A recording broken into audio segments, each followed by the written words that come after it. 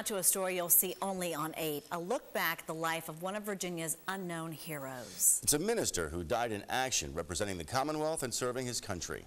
A.J. Legault reports.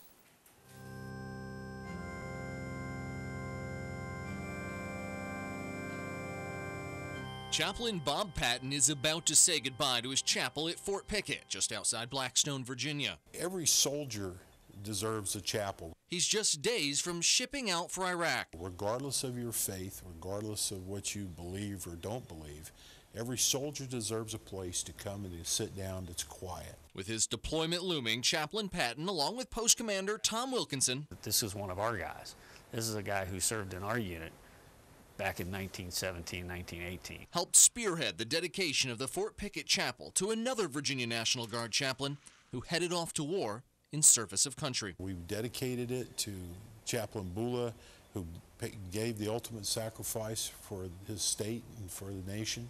The year was 1911. The place, Emporia, Virginia. It was a very important part of history of this church. Shortly after graduating from seminary, Reverend Thomas Bula, a North Carolina native, became the pastor of First Presbyterian Church on Main Street in downtown. He's remembered mostly for his kindness and his dedication to people in the community. Reverend Bula volunteered to also become Chaplain Bula in the Virginia National Guard.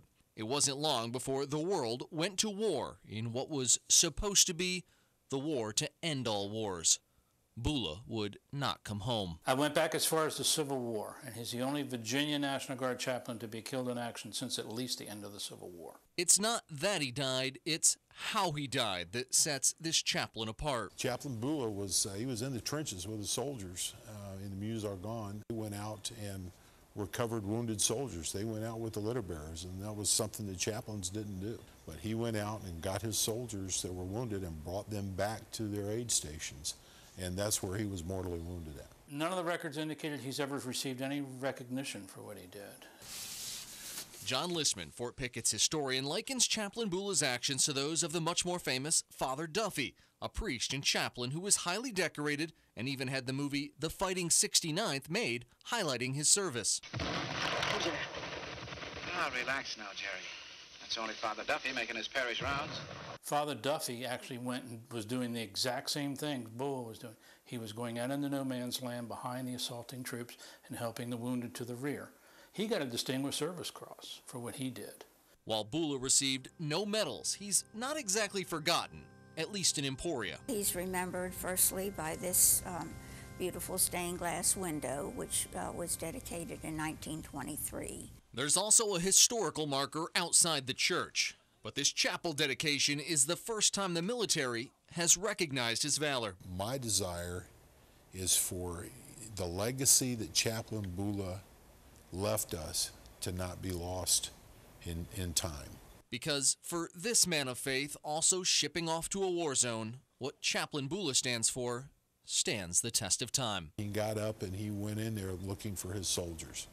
And that epitomizes the, to me, that defines, the chaplain's role.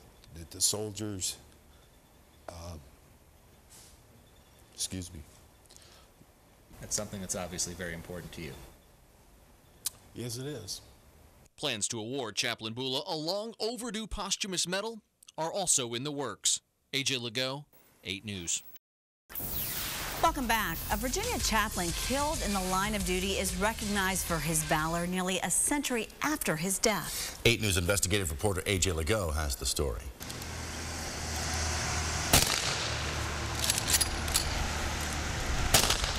So today we're here not to just honor a truly great American, but we're here to honor a soldier's chaplain.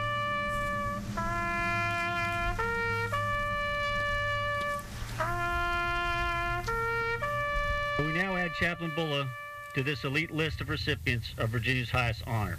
A solemn ceremony 93 years in the making. Chaplain Bula did some extraordinary things 93 years ago.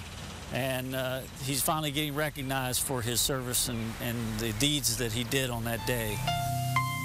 October 15th, 1918, the Meuse-Argonne in France. World War I is in its waning days, but the Virginia National Guard's 2nd Battalion, 116th Infantry, finds itself in the thick of battle.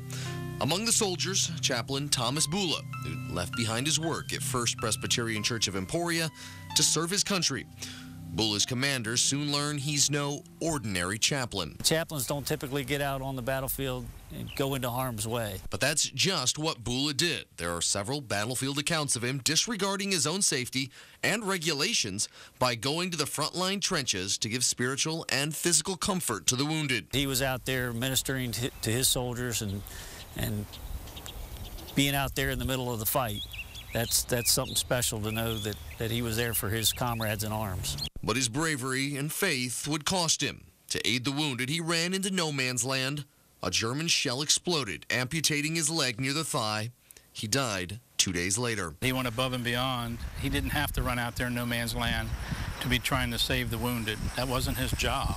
Despite his sacrifice and bravery, Chaplain Bula received no credit from the military. None of the records indicated he's ever received any recognition for what he did. In 1923, Bula's old church in Emporia honored his legacy with a stained glass window, and a historical marker stands outside by the road.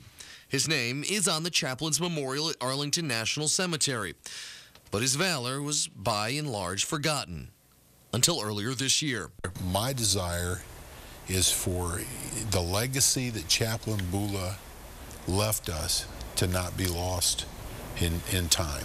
When Fort Pickett's chaplain Bob Patton, who's currently serving in Iraq, helped spearhead the dedication of the Fort Pickett Chapel to Chaplain Bula. He got up and he went in there looking for his soldiers. And that epitomizes the, to me, that defines, the chaplain's role. That the soldiers, excuse me. That's something that's obviously very important to you.